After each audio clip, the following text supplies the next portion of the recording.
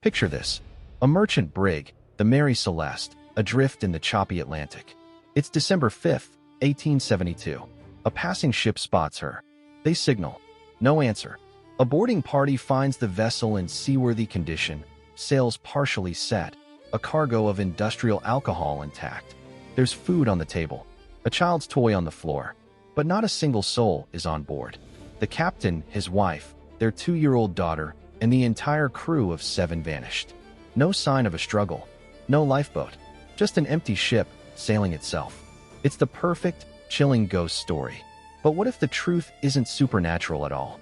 What if it's a story of human error, a ticking clock, and a single, catastrophic misunderstanding? I'm Ibnul Jaif Farabi, and this is Hidden Histories, the Untold Files. For over 150 years, the Mary Celeste has been the ultimate maritime mystery. Theories have ranged from the plausible, pirates, mutiny, a waterspout, to the fantastical, sea monsters, alien abduction, or a rupture in the fabric of space-time. But to solve a mystery, you have to start with the facts, not the folklore. And the facts point to something very specific and very dangerous in her hold.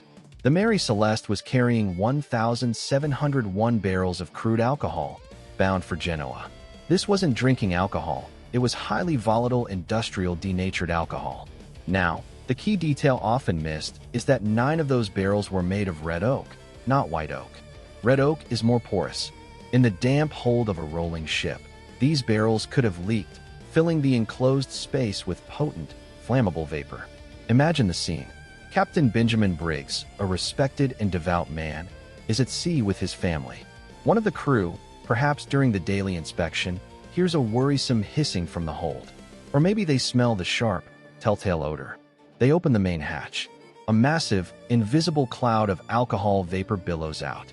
The fear in that moment would have been immediate and absolute.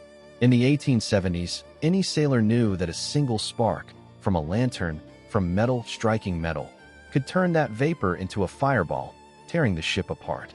This is the critical moment. Fearing an imminent, catastrophic explosion, Captain Briggs makes a rational, split-second decision. Abandon ship, but not forever, just until the vapor clears. He would have given the order to launch the ship's yawl, the small lifeboat. They take the navigational sextant and the ship's papers, which were found missing. In their haste, they might not have properly secured the tow line. Or they did, but used a faulty rope. So there they are, the 10 of them, bobbing in a small boat a few hundred feet behind the seemingly doomed Mary Celeste. They're waiting for the danger to pass. But then, the wind picks up. A squall maybe. The sails of the Mary Celeste catch the wind.